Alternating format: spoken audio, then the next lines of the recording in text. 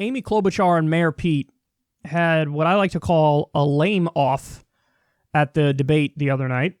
And, I could have done like a long thing here, a long compilation of all the moments that they made me cringe, but that would have been a very, very long clip. So instead, I just isolated this little clip out. Take a look, and then I'll explain why I hate it. For Buttigieg, which is the right vision for a Democrat to beat Donald Trump? That's the essential question. If I had $1 for every argument that I've witnessed like this, I could pay for college for everybody. We need to move past what has been consuming this whole political space for as long as I've been alive. We're being offered a false choice. I don't agree with the vice president that Trump is an aberration. I don't agree that there's any such thing as back to normal. Because here in the industrial Midwest, definitely where I live, normal didn't work. That's part of how we got here. That's part of how a guy like Donald Trump managed to get within cheating distance of the Oval Office in the first place. But I also don't agree with Senator Warren that the only way forward is infinite partisan combat. Yes, we have to fight. Absolutely, we have to fight for the big changes at hand, but it's going to take more than fighting. Once again, I want to take you back to that day after Trump has stopped being president. Think about what the president can do to unify a new American majority for some of the boldest things we've attempted in my lifetime. Medicare for all who want it. Actually getting something done on immigration for the first time since the 80s. An assault weapons ban, which would be a huge deal. Making college free for low and middle income students. Yet there's some here on this stage who say it doesn't count unless we go even further. Free college for low and middle income students isn't good enough unless we're also paying for the children of billionaires. Immigration reform isn't enough unless we also decriminalize border crossings. We have an opportunity to do the biggest things we've done in my lifetime. I did not say back to normal. Thank you, Mayor. Senator Klobuchar. Thank you. You know, this isn't a flyover part of the country to me. The heartland is where I live. And I want to win those states that we lost last time. And I have bold ideas to get us there. And I think just because they're different than Elizabeth's doesn't mean they're bold. But we can't get any of this done on climate change or immigration reform unless they win. And what I have done is win. And the only one up here, time and time again, the reddest of red districts, Michelle Bachmann's. I won that district 3 times. Rural districts that border Iowa and North and South Dakota. And I do it by going not just where it's comfortable, but where it's uncomfortable. And that is why I have been in Pennsylvania and in Michigan and in Wisconsin and all over Ohio and in Iowa. Because I think we need to build a blue Democratic wall around those states and make Donald Trump pay for it. Senator Warren, she referenced you. Oh, that was so gross.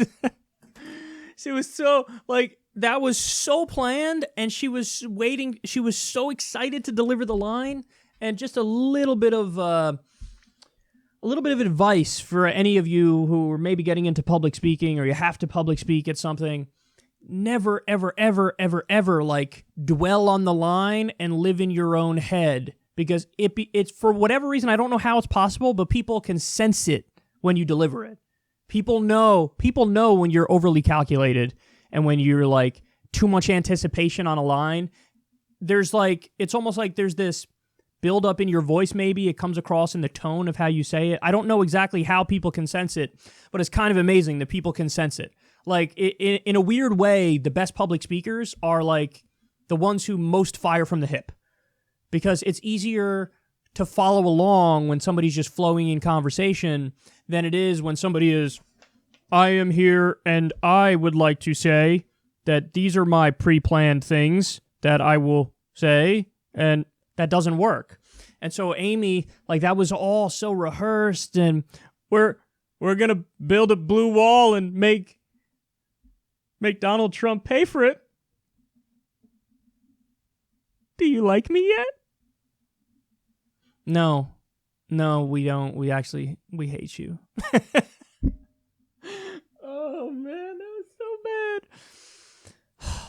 Just so you know, guys, she did this all night, where she would gaslight and argue against every important left-wing policy, and then she would act like she stuck the landing and nailed it. And the audience would be like, oh.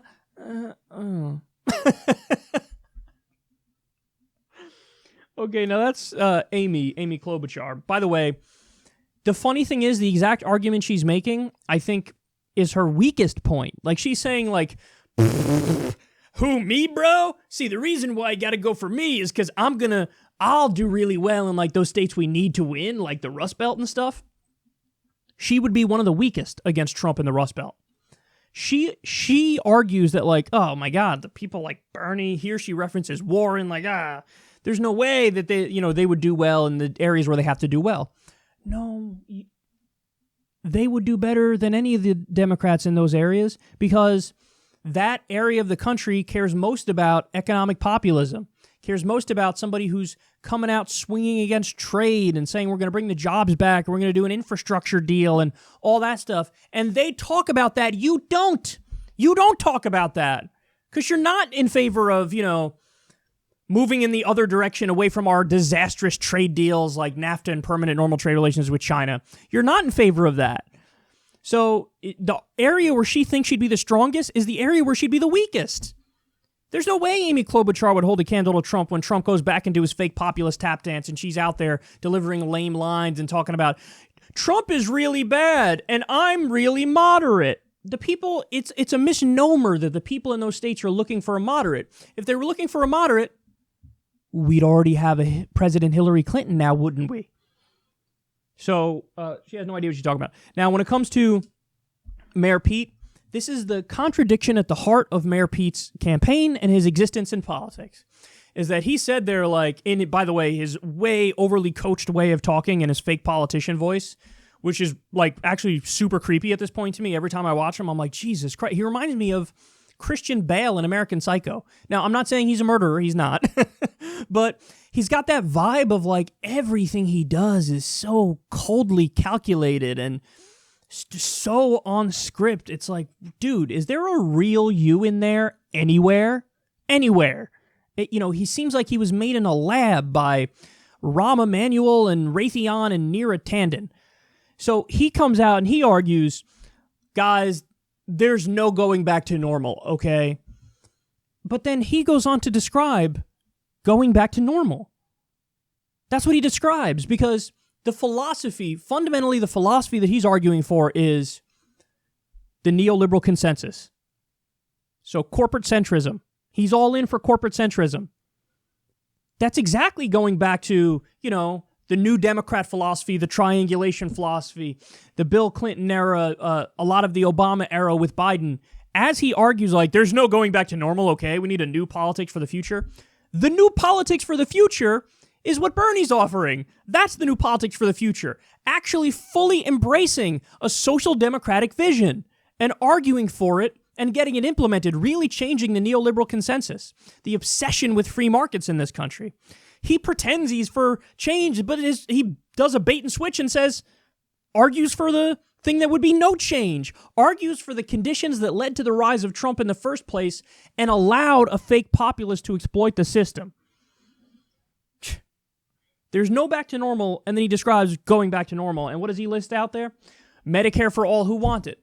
It's a public option. It's a public option. And what will happen in a public option system, as I've explained for you guys a million times, you would have, all of the sick people basically pawned off to the government system. So it wouldn't be one risk pool. So it would be short on funds. So the quality would suffer. And, all the private options, then all the conservatives and the corporate Democrats turn around and say, see, we tried the public option, but the public option didn't go so well. Look, the quality's not that great. People got all these problems. And, that would be baked into the system, guys. That's what's going to happen with a public option system. The quality's going to suffer and it's going to be overburdened. And then it would look like, the private ones are so good. No, it's because the system was rigged up front. That's going to be the result of that. We know that that's going to be the result of that. So he's arguing for Medicare for all who want it, which is just a public option, which wouldn't really change the fact that the rapacious mafia-like for-profit private health insurance companies are screwing everybody and price gouging everybody. He doesn't want to change that. He wants to leave them with massive amounts of power, and that's exactly how he's for the status quo. And then he does the smear move of like, it's not enough to be for free college for low and middle income students. You have to be for the rich too. Guys, when it comes to the rich, their parents usually pay for their college, and usually they're going to private college. They're not going to public colleges. this is all a ruse, because it's if you only have a program that only applies to certain people, they're going to immediately call it welfare. The Republicans will. And it's so much easier to cut welfare because you don't have the broad consensus. It's not universal. Everybody's not, everybody's not a part of it. This is what history shows. There's a reason why universal programs are nearly impossible to cut once they're implemented. Look at in the NHS in the UK. Conservatives can't openly run against the NHS because everybody would revolt, because it's a universal healthcare system. Everybody has it. Everybody benefits. So he argues for, free for low and middle income, but not the rich. I don't want to pay for rich kids to go to college. Oh my God. Okay, Pete, let's keep going with that logic. I don't want to pay for rich kids to use roads. I mean, are we kidding here? Why should we have universal roads? I mean, why rich people can afford their own roads? Oh my God, you're such a hack.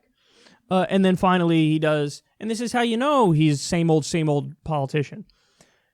He strawmans people to his left and says, oh, we could do the most bold immigration reform of my lifetime, but, we have people who want to decriminalize all border crossings.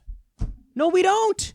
The idea that this is like open borders and it's, anarchy now, anybody can come. No, that's not the way it works. Julian Castro, who goes the furthest on this, says very clearly, it's still going to be illegal.